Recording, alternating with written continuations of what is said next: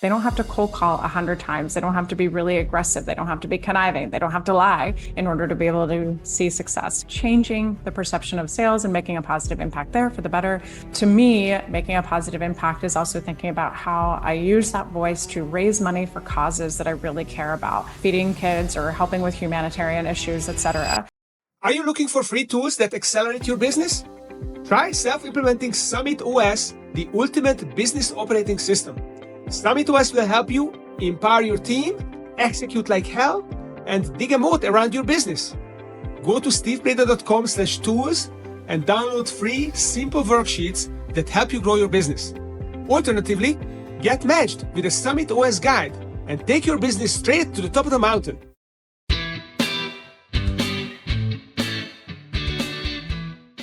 Good day, dear listeners. This is Steve Prada with the Management Blueprint podcast, and my guest today is Sam McKenna, founder of Sam Sales Consulting, whose mission is to make a positive impact on the sales profession by helping organizations, large and small, better operationalize the most important aspects of their businesses: sales, pipeline, leader development, and LinkedIn.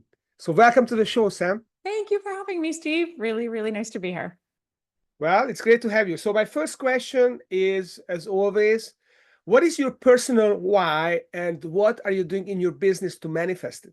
Oh, personal why. So I think one of the things that I am most passionate about, as you said in my introduction, is making a positive impact. And how do we do that? So I think in a couple of different ways, right? One, we think about it from the sales profession perspective. I think sales, unfortunately, one, still has a bit of a dodgy reputation for most. And two, has a pretty low bar in terms of expectations of what our buyers have of what sellers are like. So it's not hard to make a positive impact here, but I think teaching a couple of things about how to lead with a manners first, buyer centric approach, teach people that they can do things that are in favor of the buyer and with a little bit of good European manners, which are something you and I both know a little something about. And they can be really, really successful while doing it. They don't have to cold call 100 times. They don't have to be really aggressive. They don't have to be conniving. They don't have to lie in order to be able to see success. So I think that's one thing, just changing the perception of sales and making a positive impact there for the better. And then two, I think one of the beautiful things about my career is I've managed to build, a really big voice on LinkedIn. And I think what a shame if I only use that for our financial gain and our success. So to me, making a positive impact is also thinking about how I use that voice to raise money for causes that I really care about, feeding kids or helping with humanitarian issues, etc. How do I use my voice to shine a light on women that are really deserving, or to empower them by hosting, free webinars. And I think finally, giving our content away to underserved communities or people that could really use it. So people in the military, people that are transitioning from teaching to sales. We're really trying to think about how to just use our voice for good, hopefully our company growth as well, so we stick around, but also for a little bit of good in the world. I think we could all use a little bit more of that. Okay. So I'm hearing manners first, buyer centric approach. That's interesting. And I mean, you told me you're from Switzerland, and I mean, that's my experience, that the Swiss people are fairly civilized. If I look at Roger Federer, it's kind of an iconic example of this. Mm-hmm. So that is a good segue to the framework discussion, because this podcast is all about frameworks. Yeah. And you developed a framework which I don't know what you call it exactly, but it's about making the first email really impactful. Yeah. So tell me a little bit about what is this about and what does it look like? So how does one achieve that goal? I think if you ask any executive, any manager on the planet, when is the last time you got a really good sales email? They'd need a minute to really think about it. And the answer would probably be like, I haven't in decades, if at all. And I think for us, we think about that framework really intensely. It's one of the primary things that we teach. And I know it can be really boring. Wait, hold on. But you teach for hours and hours on an email, how to write one email. And yeah, we do. Because I think one thing that's interesting about our framework is we teach all these pieces, from subject line to opening sentence to all these things, which I'll talk about in a second. But when we teach those things, you're actually teaching building blocks for the rest of the sales process, for every other email that you get. So that, or send and receive as a seller and a buyer. It's so important that you learn the framework and the building blocks of that very first email. So let's talk about a couple of things. As you said, we're known for show me, you know me. If you can squint behind me, it's one of the frames that I've got in my background, and it's our trademark line. And it's really the art of doing our research on the buyer, who they are as a human, who they are as a company, what's happening in their vertical. We try to find out as much as we can about the buyer, again, both as a person and also from a business perspective. And so that first framework is writing a subject line that makes absolutely no sense except to the person receiving it. So if you send me an email and you look like everything that's in my spam right now, which is ridden with marketing language and quick question this and Sam plus Steve and makes absolutely, just marketing jargon or AI jargon, you're not going to stand out. You're probably going to my spam and you're probably not going to get opened. But if I sent you an email, Steve, let's say that said something about maybe Federer, if I found it on your profile, maybe something about Hungary, and then plus Sam sales, you'd probably be like, well, I know Hungary, I know Federer, I don't know what the hell Sam sales is, but I'm going to open it up, right? Because at least there's something there that stands out. And anybody else looking at that email won't know what that means, right? Would that get me an open? Would Federer alone get me an open? Maybe. Okay. I'll work to earn it. So I think that's one thing, right? Like we're all fighting for the first most important thing and how to get that email open. So it starts with the subject line, really, really important. If my email's not open, nobody's going to read it and all that effort's going to be lost. Second component of that, right, is that first opening sentence. So if you think about what an email box looks like, what do we see? We see name, subject line, first sentence, which is the preview text. So if we don't nail it with that, right, if it comes across salesy, or if let's say I write that really great subject line and then I say, Steve, leading companies like yours are using Sam Sales for, you're going to say, ugh, and you're probably going to delete the email or not even open it. So I really have to nail it, right? So number one, I'm going to say something along the lines of, we've yet to be properly introduced, but I'm Sam McKenna. And so I want to connect the dots for you. That subject line plus that we've yet to be properly introduced. It's just not something you read. And it makes you think, well, maybe we should have been properly introduced. Let me open up this email. So that's the second component. Or we jump right into the show me, you know me, right? So whatever it is that we mentioned in that subject line, right, that's kind of wonky, we authentically connect with it right out of the gate. Maybe somebody writes to me about Switzerland. Maybe they write to me about Federer. Maybe they write to me about the speeding tickets that I've had, whatever it is, right? The things that they can find out about me. Authentically connect. Then next part of the framework is we have to get to the business part of the conversation, but you need to make sure there's a transition. Because what most sales reps do is they write that first part and they say, oh, I see you're from Hungary. I had the chance to visit there years ago. That's cool. Hey, do you want to buy our stuff? No. So we need a transition, right? While I could talk to you about Federer all day, the real reason I'm reaching out is because of this. And this is where you want to think about the challenge they have and how you can solve that. So if you specifically say, hello, we can do XYZ for you, people aren't going to say, I already have that. I don't need it. Our XYZ rates are already good. We have to think about the challenge that they have. So I might say something like, I know that as a modern sales organization, you have hundreds of thousands of LinkedIn Sales Navigator licenses. One of the things that we specialize in is training your sales teams on exactly how to use that. So that's just what we do, right? It's not the challenge they have. So I have to think about what's the challenge they have and what's the hidden or forthcoming objection. That's where the real meat comes in, and that's what's next. Because that person's going to say, I have a CSM at LinkedIn that already trains me on this. I don't need you. So I'm going to say, while you might have a CSM at LinkedIn that trains you on this, here's how we're different. I have to get through that objection and I have to get through to the challenge. Your teams use this, they get trained on it, but they don't learn how to use it to sell. They just learn how to use it. So I think that's a couple of things there. And then that final framework, that final part of the framework is the close. The close, under no circumstances, is a calendar link. It is so presumptuous to me and lazy, frankly, to send a calendar link along. Here's the equivalent of that.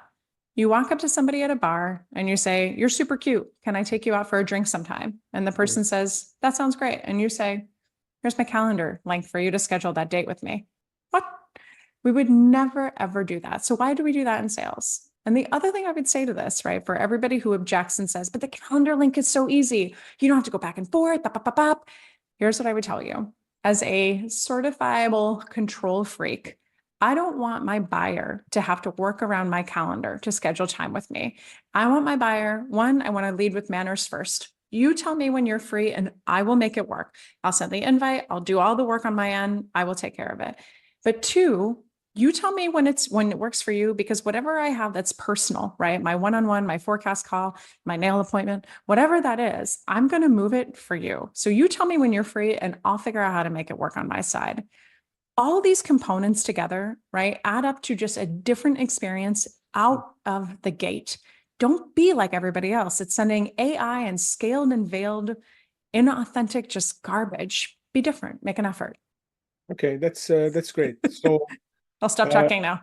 no, I like it. So I like the idea of making the subject line very custom, recipient, preview text.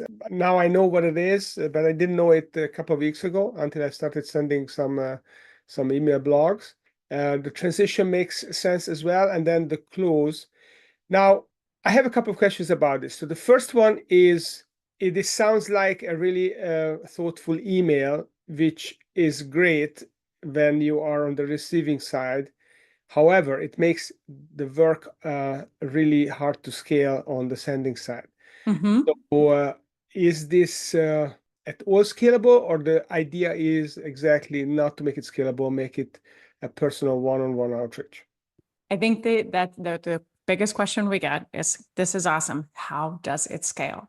And we say it doesn't, to a degree. So I think first, what you want to think about with, why are we so agitated about scale? Why does it have to be numbers, numbers, numbers, volume, volume?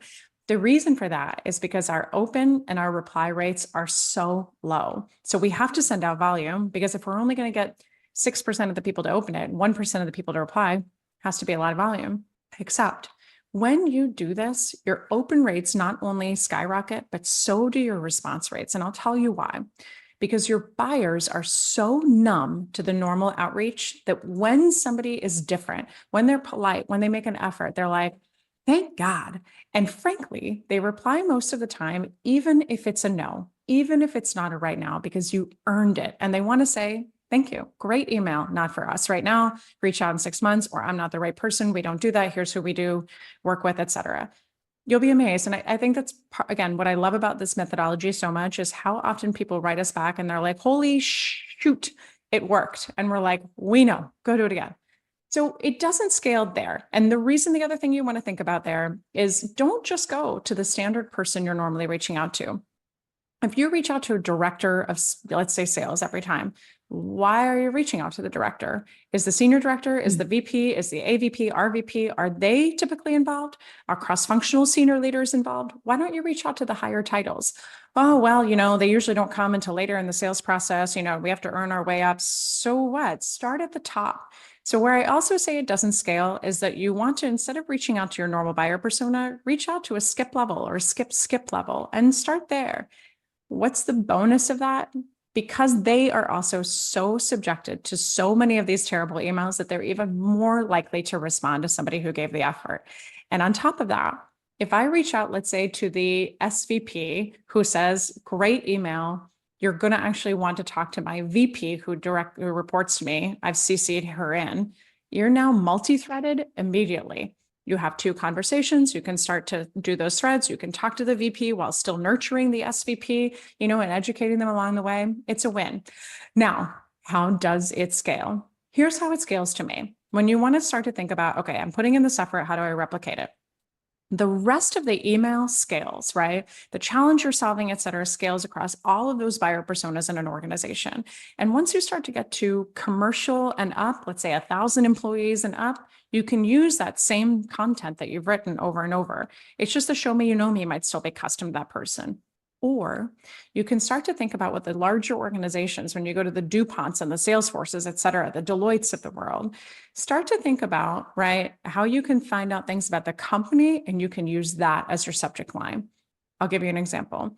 So Ryan is the CEO of LinkedIn, and I looked at something that he wrote quite some time back. It was in the Financial Times, and he talked about not making big bets, but doing little small bets, right? Like trying things in small ways, testing the market, and then going big. And so I can say something like that. I can say, Ryan was just quoted in Financial Times around this. How could we help? Anyone, right, that reports directly to Ryan's going to say, what did my CEO just say? And open up that email. So you can take something about the company, you can show you've done your research, you can show that you're thinking about the company, but then you've got to specifically tie it to how you help solve those challenges or whatever it was that was said. So it scales to a degree, but my advice to you would be, don't think about scale. Pick 50 people, 10 people this week, Monday through Wednesday, do your research, write your emails, save them as drafts, send them on Thursday and Friday, send your second email on Saturday or Sunday, a quick follow-up, and see what happens. I think you'll probably be surprised, and then you'll probably get very excited and competitive about how you can break your own first week's record. Love it. Love it. Very good frame, very interesting framework. So what I'm wondering about is this the new face of sales? Because in the past, it used to be cold calling and lead gen follow-up, or maybe generate inbound leads and then call back kind of thing. And it sounds like this is much more realistic that someone would take a cold email like that if it's customized and it follows the right sequence, as opposed to cold call. So, however, my follow-up question is, if that is the case, does it mean that the personality or the ideal salesperson is no longer what it used to be? I think it is the new face of what it means to be successful in this market. And I think for forever, I think probably for the next decade, the way we always did things will continue to be the way that we do things, even though it's not going to help us succeed. I think sales takes a very long time to adjust and catch up, right? You are likely familiar with platforms like Gong and Outreach and SalesLoft. There are still companies who don't know. Are you familiar with them?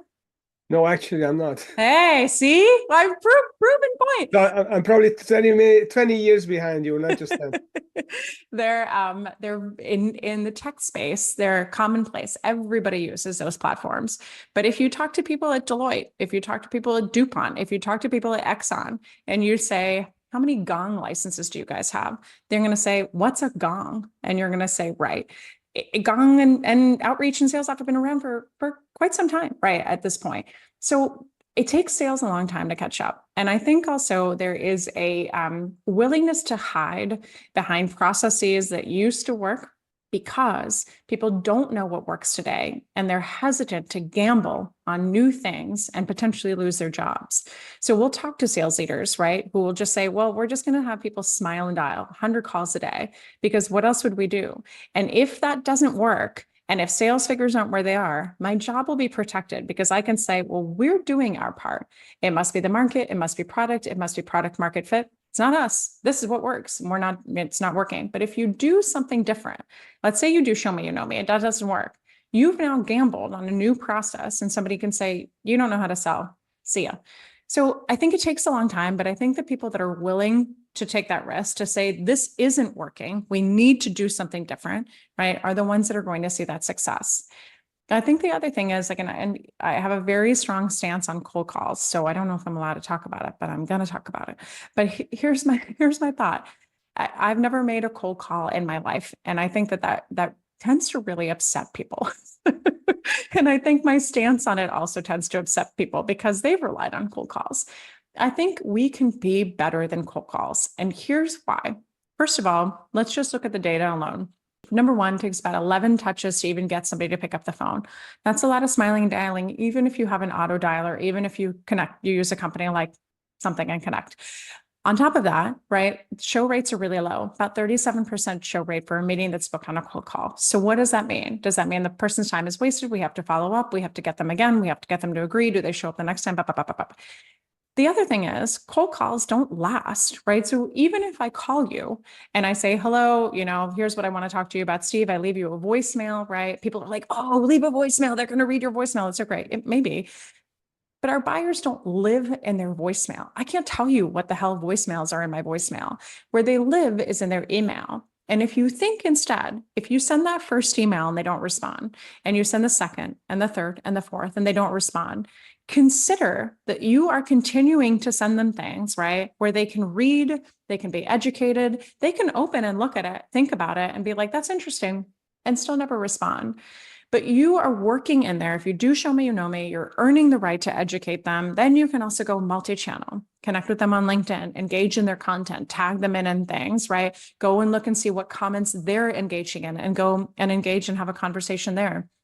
It's a slower burn, but what you're going to find is when you do that, it's less volume, you're protecting your reputation, and you're just doing things that others aren't doing.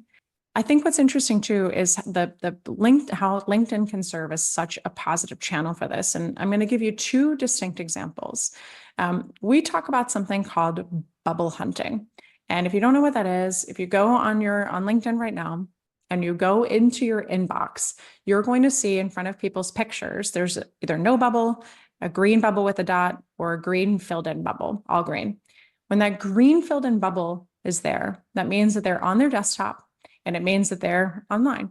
So you can see that they're literally there. It's like AOL Instant Messenger of the old days, like you can see that they're online. So start to message them then, right? Send them a nurture. Say, I just read your podcast, or I just listened to your podcast. I just read your article. I love it. There's one of the things that I did to land a meeting with a really, really big title who owns about $1 billion in P&L for a big company that does business with us. On another channel, just strategically looking and sending a message that stuck out, I was able to get the CMO of a $5 billion company on our podcast. She doesn't know me, no common connections, no referral, no anything.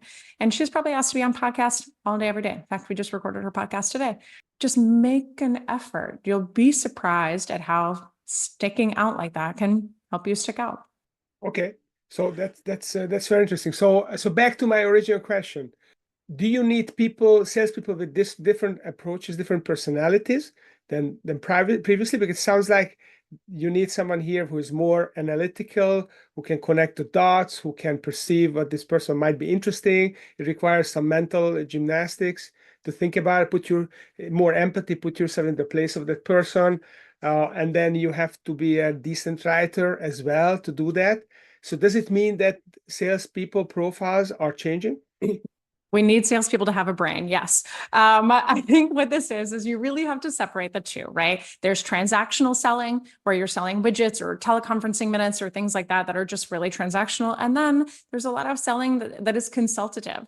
If you have a consultative salesperson who's selling multiple products to enterprise buyer or analytical buyers who can't build rapport, have a conversation, connect the dots, ask active listening questions, right? Dig in deeper, solve challenges, you're going to have a problem. So you need somebody that has that. That's also what I love about sales is even if you don't have a lot of sales experience, if you can be resourceful, if you're intelligent, if you know how to make a connection, you can be successful. My most successful salesperson ever had 3 whole years of selling experience. Katie O'Rourke, she works at Salesforce now. And she was my very first hire. And everyone was worried when she came on board. 3 years, you're going to make her an enterprise sales rep. And she's had 3 years of experience. Yeah, I'm going to do that. And she came in, broke every record under the sun, rookie of the year, rep of the year, all that stuff, killed everybody because she has a brain, a really, really sharp brain. So hire for that, right? Ask those questions, understand what kind of seller you're getting. We don't need somebody that's been trained in every methodology that exists. We have 100,000 of those sellers that exist. Hire someone that is just smart, frankly. I will say also, this is why teachers are having so much success as they transition, unfortunately, from the education system here in the States and go into tech sales. Number one, they think, who would take a chance on me? And we're like, we will all take a chance on you. But two, think of how a teacher teaches. They instruct, they ask questions, they dig in, they challenge you, they sell whatever they're teaching all day long. Yeah, I mean, we are all selling all the time, right? Influencing people around us. And it's just a question of what we call it, this activity. Yeah. That's fascinating. So before we wrap up, I'd like to ask you kind of an off the stage kind of question. Mm-hmm. What do you think? Because most of our listeners are business owners, small to medium-sized business owners, business leaders, not enterprise level, typically. And you're an entrepreneur yourself. What do you think is the most important question an entrepreneur should ask themselves? In regards to what? Before they start a business, as they're selling, what in what area specifically? In order to be successful as an entrepreneur. So they are running a business. What is it a question they should ask themselves that will help them be successful? You said as we wrap up, because I can talk about this for another 4 hours, but I will try to be succinct. I think a couple of things. So one, in terms of success, I would say just a few things before you even take the leap. One, make sure that you have financial runway.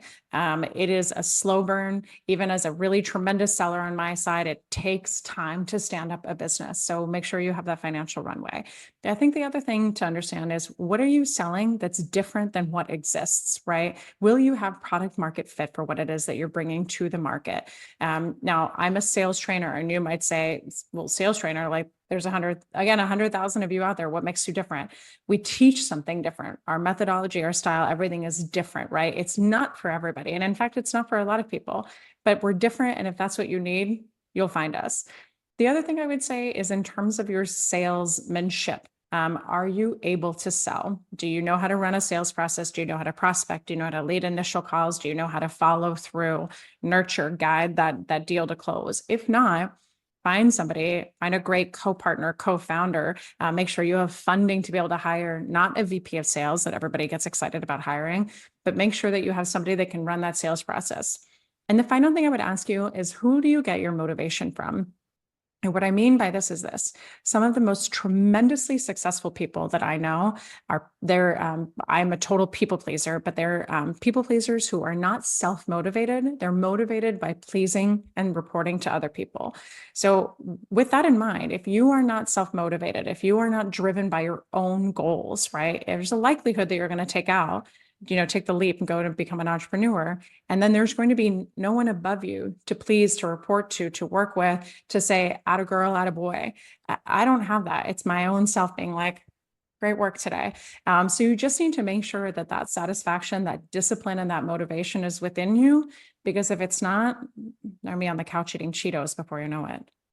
So people who are people pleasers are unlikely to be successful entrepreneurs. It's not that I am a people pleaser all day long. I want everybody to be happy and to be having a good time. However, if you are a people pleaser and you need to have somebody above you that is motivating you, that's supporting you, that you're doing a good job and is saying great work at the end of the day, if it's not enough to come from your own self, if you're not self-motivated, I think you're going to be challenged, because you're going to miss out on the accolades you used to get at work, because you're the only one giving them to yourself, and it might not be that rewarding in the end. Yeah, no, I love this perspective. I never thought of people who are not non-entrepreneurial as perhaps because they need someone's validation and they cannot give it to themselves. Yeah. That's super interesting. Oh. Okay, so we talked about your framework, which we might call the first sales email impact, or first sales impact email, something like that. I like it. And I like this idea of the face of sales is changing, and the new type of salesperson is more of an analytical, smart person who's got emotional intelligence as well, who can basically influence others through thoughtful messaging. And we talked about your why as well. So if people would like to learn more about your processes, and I saw you on your LinkedIn page, there are a million things that you can help people with.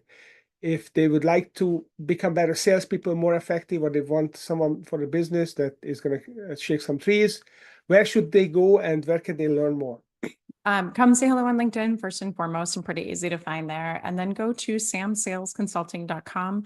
If you sign up for our newsletter, you're going to find a bunch of things that we offer for free, from our webinars to our workshops, our YouTube channels, all of that. But then there's also a spot under our playbooks where you can purchase, our playbooks to go right to getting exactly what you want from us, whether it's prospecting or how to implement Show Me, Know Me, how to write great emails, whatever it is you need, it's pretty much already there. Yeah, I love it that you have playbooks that you also share with people, so that they can just pick it up and incorporate it in their own systems. Thank you. Fantastic. So Sam McKenna, founder of Sam Sales Consulting and hashtag Sam Sales, and Show Me You Know Me, SMYKM. You got it. Hashtag. Yeah, that's a big thing, trending on LinkedIn. So check her out. And if you enjoyed this show, then please follow us on LinkedIn and give us a review on Apple Podcast, on YouTube, and come back, because twice a week we are posting new shows on all these platforms. So thanks for coming, Sam, and thanks for listening. Thank you, Steve.